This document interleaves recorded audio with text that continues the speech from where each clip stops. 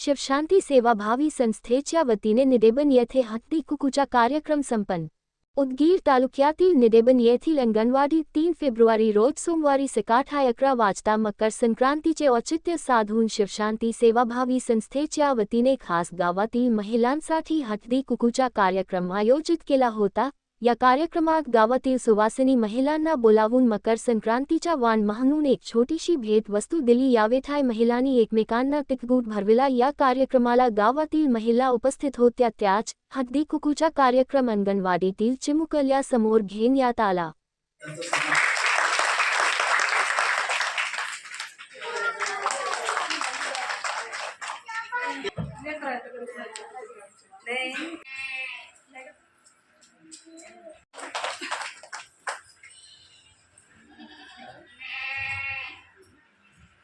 तुमचा पण असतो, पण हा जो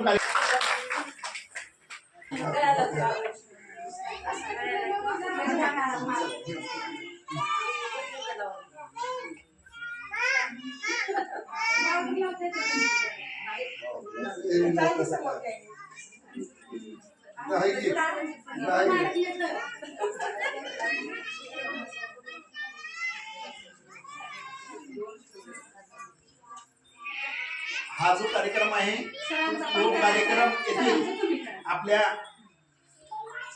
निडेबनच्या महिला भगिनीचाच हा कार्यक्रम कौटुंबिक कार्यक्रम आहे, असं कोणीही असं समजून येत की हा कार्यक्रम 2023 पासून लागू झालेली आहे.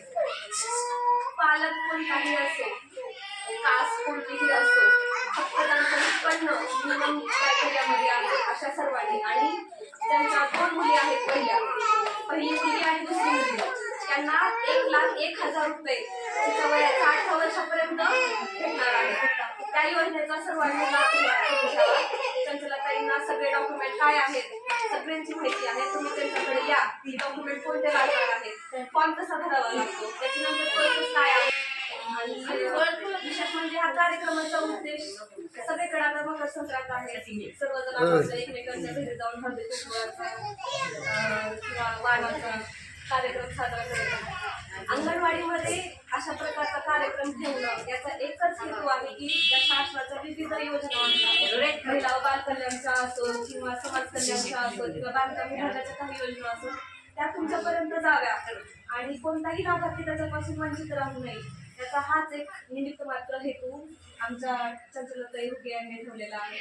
तरी या कार्यक्रमामध्ये जे मान्यवर तुम्हाला विविध योजनांचा परिचय करून देतील, त्यांचा सर्वांनी लाभ घ्यावा अशी अपेक्षा आहे.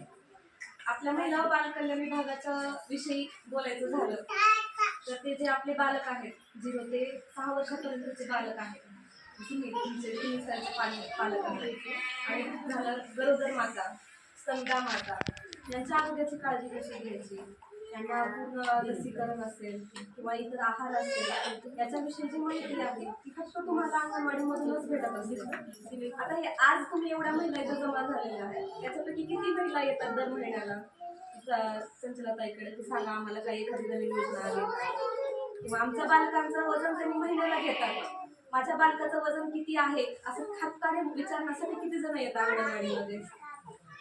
बालक कुपोषित राहू नये याच्यासाठी शासनाने घरपोच आहार बालकांना तरतूद केलेली आहे. अंगणवाडीमध्ये खाऊ शिकवलं जातं, पण याचा एक काय म्हणतात त्याला एक दुष्परिणाम असं झालाय की अंगणवाडीकडे फक्त ना खाऊचं केंद्र म्हणून बघितलं जातं. लेकरांना शाळेमध्ये पाठवायचं 10 वाजेपर्यंत पहिला खाऊ घ्यायचं आणि लगेच पालक काय करतात अंगणवाडीमधून बालकाला घेऊन जातात. पण हे खाऊचं केंद्र न राहता अंगणवाडी हे बालकांसाठी पूर्व शालेय शिक्षणाची तयारी करून घेण्यासाठी एक घर असल्यासारखं झालेलं आहे. जेव्हा बालक 6 वर्षाच्या नंतर शाळेमध्ये जातं पहिलीला, तेव्हा त्याच्या ज्या बेसिक कल्पना आहेत त्याच्या पूर्ण स्पष्ट भागात याचा हेतू अंगणवाडीमध्ये समाविष्ट करण्यात आलेला आहे. जसं बालकांना तुम्ही त्याचं स्पर्श ज्ञान असेल किंवा त्याचा इंद्रिय विकास असेल, मानसिक विकास असेल, त्याचा शारीरिक विकास असेल, या सगळ्या गोष्टी तुम्ही पैसे देऊन एखाद्या प्रायव्हेट शाळेमध्ये जाऊन शिकता. बालकांना KG UKG मध्ये घालू शकतात. ते शासनाने फ्री ऑफ कॉस्ट अगदी माफक दरात किंवा काहीच शुल्क फीस न घेता तुम्हाला अंगणवाडीमध्ये उपलब्ध करून दिले. त्याचा सर्वांनी लाभ घ्यावा. घरपोच आहार भेटत आहे अंगणवाडीचा. सर्वांनी पालकांना न बोलवता दर महिन्याला त्यांच्याकडे यावा. पालकाचा आहार आलाय का मला मेसेज येत असेल मोबाईलवरती आता की आमच्या पालकांचा आहार आलाय म्हणून तसं न बोलवता येऊन इथं अंगणवाडीचा आहार घेऊन आणि जागरूक पालक निर्माण व्हावेत अशाच एक अपेक्षा आहे आमची. आणि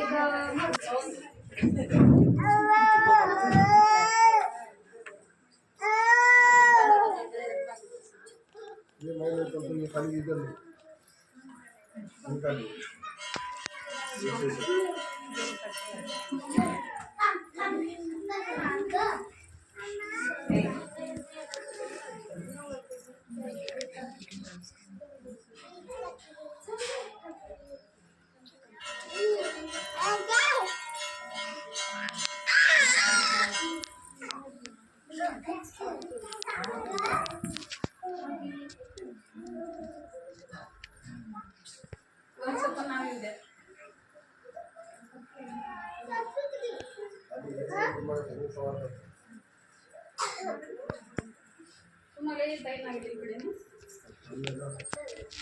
पण देतात ते.